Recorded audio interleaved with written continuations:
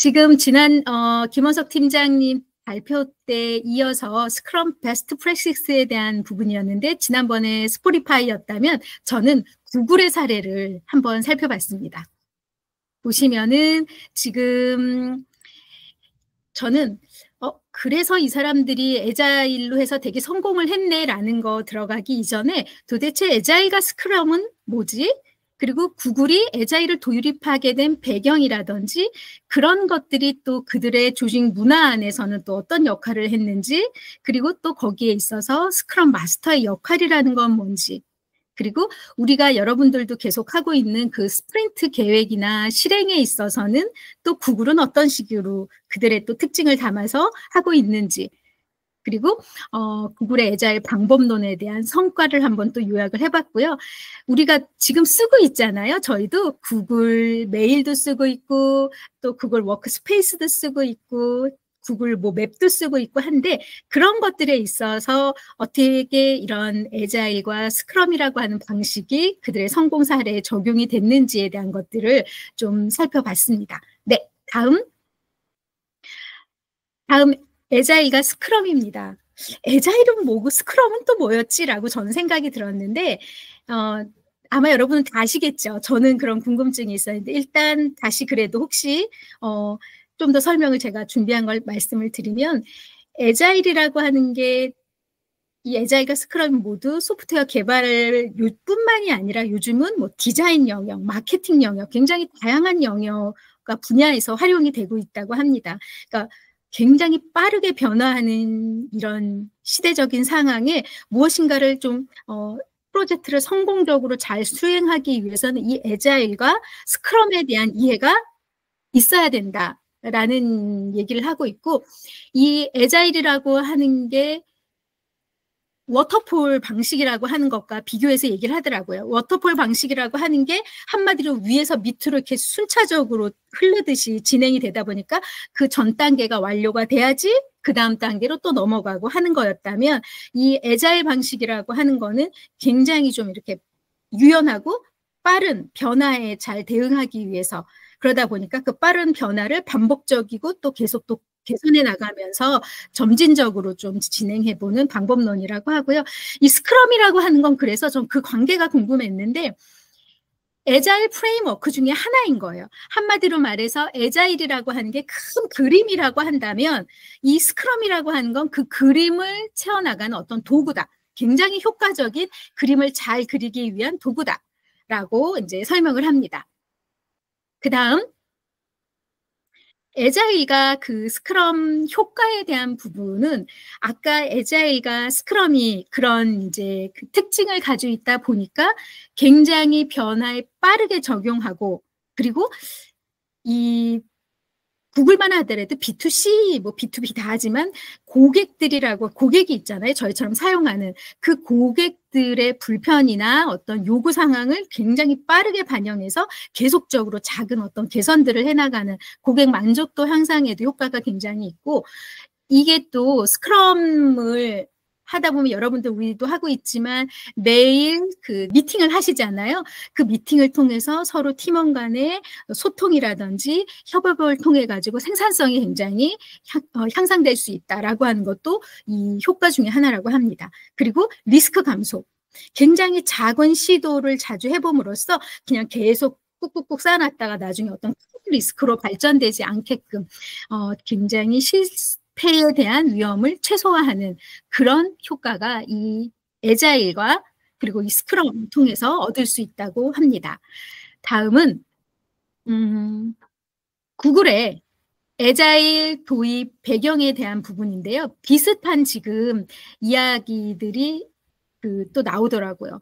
이들로서는 구글이 만들어진 게 제 기억에 1998년, 네, 그 첫 시작이 창고에서 시작했던 게 1998년이라고 했는데 거의 지금 20여 년이 지난 이 기간 안에 구글이라고 하는 회사는 엄청난 글로벌 세계 탑 어떻게 보면 기술 회사가 됐잖아요. 근데 그만큼 엄청 변화에 빠르게 적용하면서 변화될 수밖에 없었는데 그때 바로 이런 애자일이라고 하는 방식이 이제 잘 활용이 됐던 도입을 할 수밖에 없었던 거고, 아까 말씀드렸던 뭐 사용자 중심, 팀 생산성, 그리고 여기에 또 이제 추가적으로 나오는 게 구글이라고 회사 자체가 어떤 이런 방법론을 도입을 하고 어떤 도구를 좋은 걸 썼다고 해서 그것으로 다 된다고 하면 이런 방식을 도입하는 모든 회사들이 다 성공을 해야 되잖아요. 근데 그렇지 않다라는 면에서 이 구글은 또 플러스 굉장히 중요한 펀더멘탈이 있었던 게 바로 기업 문화라고 하는 부분. 이 굉장히 중요했다. 굉장히 구성원들의 창의성이라든지 자율성을 중요하는 이런 기업 문화가 또 이런 애자일을 자연스럽게 도입을 또 하게 된 배경의 하나로서 언급이 되고 있고요. 그리고 구글이라고 하는 회사가 뭐 미국에서 시작됐지만 엄청난 글로벌 기업으로 성장했잖아요. 이런 글로벌 상황에서의 어떻게 보면은 압도적인 경쟁 우위를 확보하기 위해서도 이런 굉장히 효율적인 개발 프로세스가 도입되는 배경으로서 영향이 있었던 것 같습니다. 다음은 여기 비슷한 말들이 계속 나오는데 제가 여기서 좀 몇 가지만 말씀을 드릴게요. 이 자료를 공부를 하다 보니까 구글 Y라고 하는 얘기가 나왔어요. 근데 이 구글 Y라고 하는 게 뭔가를 찾아보면 구글에서 제품이나 서비스를 개발하고 운영하는 방식을 그들은 구글 Y라고 하는 호칭으로 그 명칭으로 부른다고 해요. 근데 이게 뭐냐 하면 바로 구글이 가지고 있는 핵심적인 가치 그리고 애자일의 철학 이 모든 것들이 담겨져 있는 게 바로 구글 Y다라고 하는 거고요. 그 구글리 구글리군요. 죄송해요. 저는 또 이걸 구글 영문으로 또 구글 Y라고 읽었네요. 네. 네. 그래서 여기에서 구글리의 특징으로 잘 대표적으로 표현되는 게 20% 규칙이에요. 그래서 근무 시간의 20%를 자기가 해야 되는 그 프로젝트 외에 본인이 원하는 해보고 싶은 그런 프로젝트를 사용하는 그런 거가 20% 규칙이 있고 이 회사에서 굉장히 중요한 게 또 생각하는 게 보면 실패를 두려워하지 않는 문화라고 해서 fail fast, learn faster라고 하는 이 원칙을 그냥 어떤 문서로서만 이렇게 박아놓은 게 아니라 그들의 일하는 매일의 일상에서 어떻게 보면은 이런 원칙들이 굉장히 많이 적용이 돼서 실행을 하고 있다고 하고요. 또 하나 이 구글리의 또 특징 중에 하나가 이 회사가 굉장히 크잖아요. 또 글로벌하게도 굉장히 퍼져 있는 성장해 있는 회사다 보니까 크로스 펑션 팀이라고 하는 거를 굉장히 효과적으로 많이 잘 이용한다고 합니다. 그러니까 이 크로스 펑션 팀이라고 하는 건 제가 또 뒷부분에도 얘기하다 보면 계속 반복으로 또 나오더라고요. 그냥 한마디로 말해서 이 조직은 굉장히 큰 조직이기 때문에 굉장히 다양한 전문성을 가진 멤버들을 마치 TF팀처럼 다 멤버로 구성해가지고 다양한 관점에서 그들이 해결해야 될 문제를 대한 아이디어를 내고 검증을 하고 의견을 나누는 그래서 크로스 펑션 팀 제도를 굉장히 특징으로 이렇게 여러 특징들 중에서도 좀 가지고 있는 것 같아서 말씀을 드리고요. 다음에 그래서 저는 그래서 스크럼 마스터라고 하는 그 역할을 맡은 분들의 하는 일은 뭐지? 라고 하는 부분을 전 또 궁금했었는데 이 스크럼 마스터라고 하는 거는 어떤 결정을 하는 사람이 아닌 거더라고요. 팀에 있었을 때 이 스크럼 프레임워크를 그리고 어떤 가이드, 핵심 가치를 잘 이해하고 실천이 되고 있는지를 어떻게 보면은 옆에서 챙기면서 도와주는 그런 역할을 하는 서포터다. 이런 게 저는 이해를 했고요. 그리고 이 스크럼 마스터는 팀 내에서 퍼실리테이터의 역할을 해야 된다. 퍼실리테이터라고 하는 건 한마디로 의사소통, 서로 의사소통이 잘 되어질 수 있게 좋게 질문하고 그리고 다양한 생각이나 아이디어가 어떤 그런 말해도 되나 이런 생각 고민이나 걱정 없이 다양한 생각들이 이렇게 다 끌어져 나올 수 있게 하는 그런 역할도 또 하는 거고 외부의 간섭으로부터 어떤 팀을 보호하고 업무에 좀 더 집중할 수 있게 하는 것도 팀 마스터, 스크럼 마스터의 역할이라고 합니다. 그리고 프로덕트 오너도 있고 굉장히 역할들이 다양하잖아요. 그랬을 때 이 팀 스크럼 마스터가 지속 조직적인 어떤 프로세스가 개선되어질 수 있게 거기에서의 우리가 뭐가 잘 됐고 뭐가 좀 문제였는지에 대한 부분을 계속 도출하고 그걸 적용하는 그런 역할을 할 수 있게 해주고요. 그리고 애자일 코치로서의 그 코칭적인 어떤 역량도 필요하다라는 걸 저는 발견하고 너무 반가웠어요. 제가 계속 코칭 공부를 하고 있잖아요. 근데 스크럼 마스터도 이 코치로서의 그런 역량을 필요로 하는구나 라는 걸 가 있었고, 그리고 조직과의 소통, 그러니까 우리가 어떤 팀끼리 일을 하더라도 결국 그 팀과 또 다른 팀 간의 소통이 원활해야지 더 큰 전체의 회사의 어떤 성과를 이뤄낼 텐데, 그럴 때 그런 팀과 팀, 조직 사이에서의 원활한 소통, 그리고 우리 팀이 필요로 하는 어떤 외부에서의 지원이나 도움을 받을 수 있게 하는 역할도 바로 스크럼 마스터의 역할이라는 것을 알 수 있었습니다. 다음은 스프린트 계획과 실행 부분에서 제가 좀 관심이 갔던 거는 구글의 경우에 굉장히 명확한 스프린트 목표를 설정하는 데 있어서 스마트 기준이라고 하는 걸 따른다고 해요. 근데 저희가 그 리니어 작성할 때 적용하는 원칙이랑 많이 비슷한 것 같아요. 굉장히 스페시픽 구체적이어야 되고, 메저러블 측정 가능해야 되고, 어치버블 달성 가능해야 되고, 그리고 우리가 더 크게 지금 이루려고 하는 상위 목적에 렐러먼트 관련성이 있어야 되고, 그리고 정해진 시간 안에 이뤄내야 된다라고 하는 이 5가지 스마트 기준에 따라서 목표를 수립을 한다고 합니다. 그리고 여러분들 저희도 간단하게 매일매일 그 팀별 그 일일 스크럼 미팅들을 하시잖아요. 근데 구글 같은 경우에도 15분 이내에 스탠딩으로 굉장히 간결한 그 미팅을 하고 3가지 질문에 집중적으로 서로 나눈다고 합니다.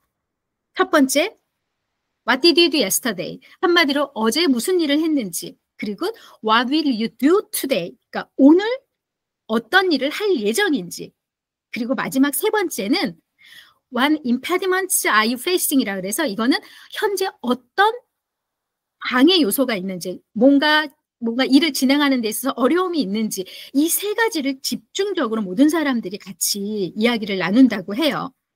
그래서 이런 거를 통해서 아마 스프린트 리뷰나 회고의 과정을 효율적으로 잘 가져가는 것 같습니다. 다음은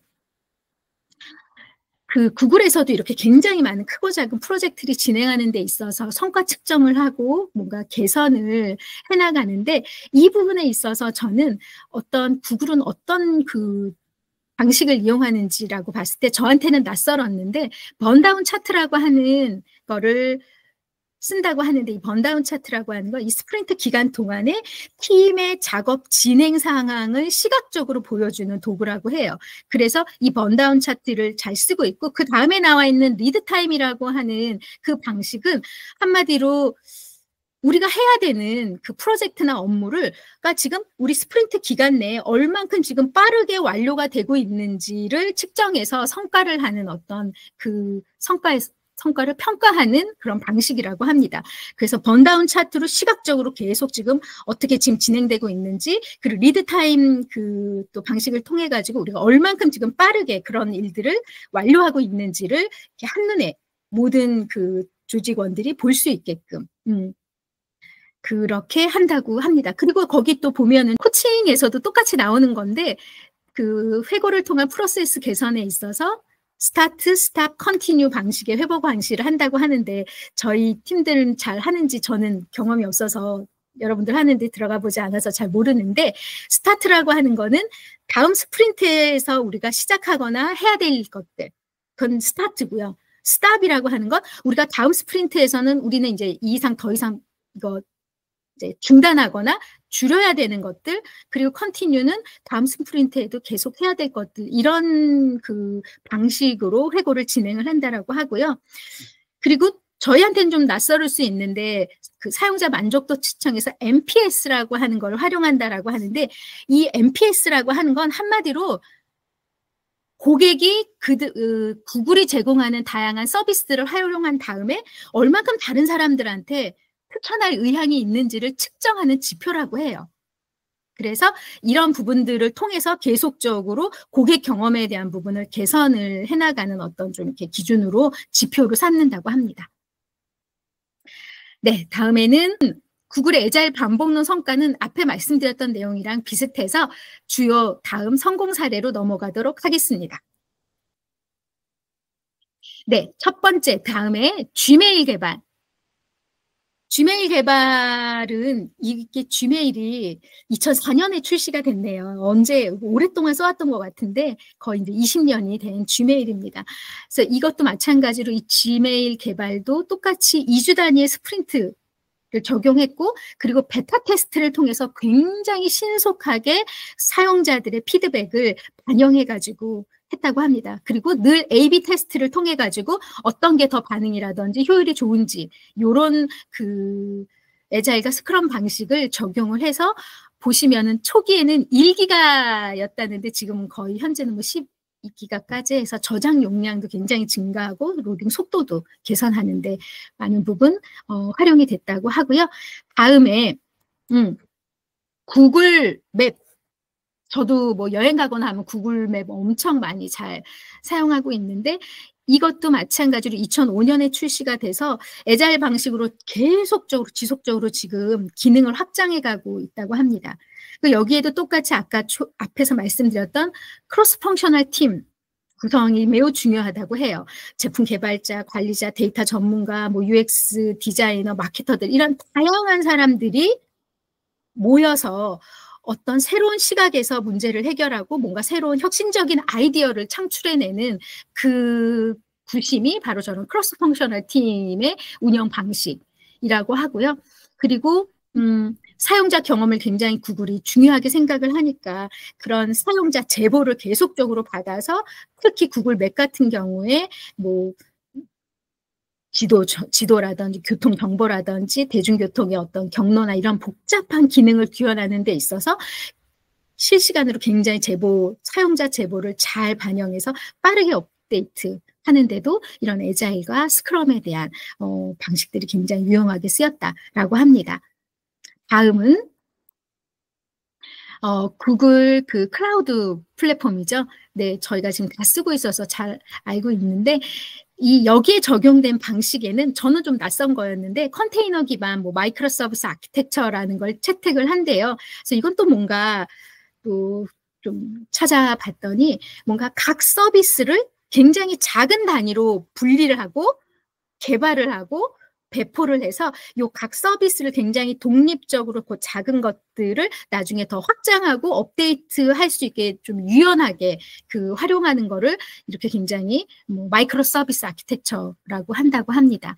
그래서 이걸 계속 읽다 보니까 구글의 방식이 굉장히 작게 나눠서 빠르게 시도하고 거기서 계속 업그레이드 시키는 거를 굉장히 중요하게 생각하는 기업이구나.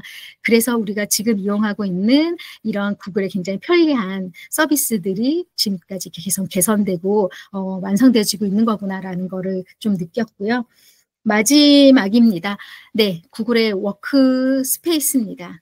네, 그래서 나름 이건 또 2006년에 또 시작이 됐는데 지금 저희가 쓰고 있는 이 구글 워크스페이스도 굉장히 제품 간 여러 통합을 통해서 크로스 펑셔널 팀 운영해가지고 발전시킨 거라고 하고요.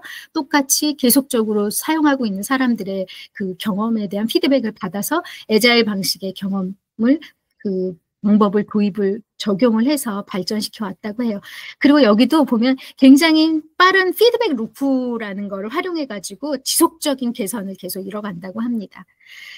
그래서 지금 뭐 이런 우리가 원격 근무, 코로나 이후 원격 근무 트렌드에 맞춰서 그런 빠른 기능을 개선할 수 있었던 것도 바로 이런 일의 방식을 적용해가지고 이런 구글 및 화상회의 도구라든지 하는 것도 개발할 수 있었고 우리 실시간 협업 기능하는 구글 닥스나 뭐 슬라이드나 이런 모든 것들도 이런 식으로 계속적으로 발전시켜서 지금까지 지금 활용이 되고 있다고 합니다.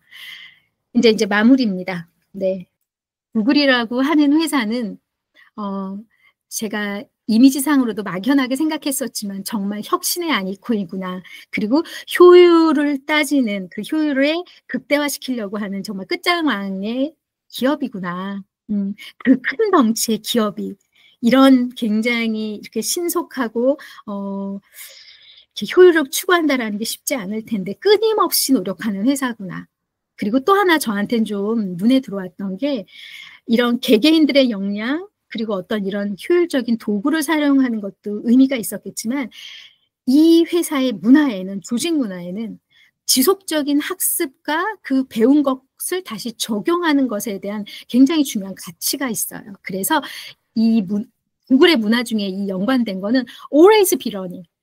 내가 지금 해야 되는 그 일에 대한 지식도 계속적으로 여러분들이 공부를 하면서 찾아보면서 고민하면서 하시겠지만 아까 보면 그 20%의 법칙처럼 내가 관심 있거나 내가 이걸 지금 하는 일 외적으로도 더 고민해보고 공부하고 찾아보고 하는 그런 일들을 모든 구성원들이 조직의 문화로서 접목이 돼가지고 이렇게 움직이고 있는 여기서 나오는 시너지라고 하는 게 또 엄청나겠구나. 원래 잘하던 사람이 들어가서 그냥 자기가 가지고 있던 그 역량만큼이 아니라 이런 조직 문화 안에서 계속 성장할 수밖에 없는 개인들이 성장하고 그 개인이 모인 팀들이 성장하고 결국은 그 팀들이 모인 전체 회사가 성장할 수밖에 없겠구나.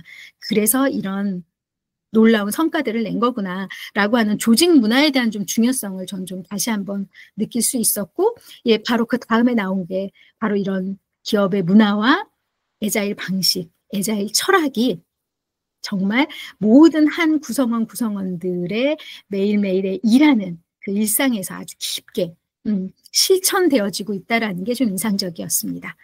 그리고 마지막으로 이제 미래지향적인 우리가 지금 쓰고 있는 구글의 서비스 외에 구글의 또 어떤 굉장히 다양한 팀들은 우리가 생각지도 못한 그런 일들을 지금 계속 또 같이 모여가지고 연구하고 시도해보고 하는 그런 일들을 계속 미래지향적인 어떤 투자나 연구나 시도 같은 걸 계속하고 있다고 합니다.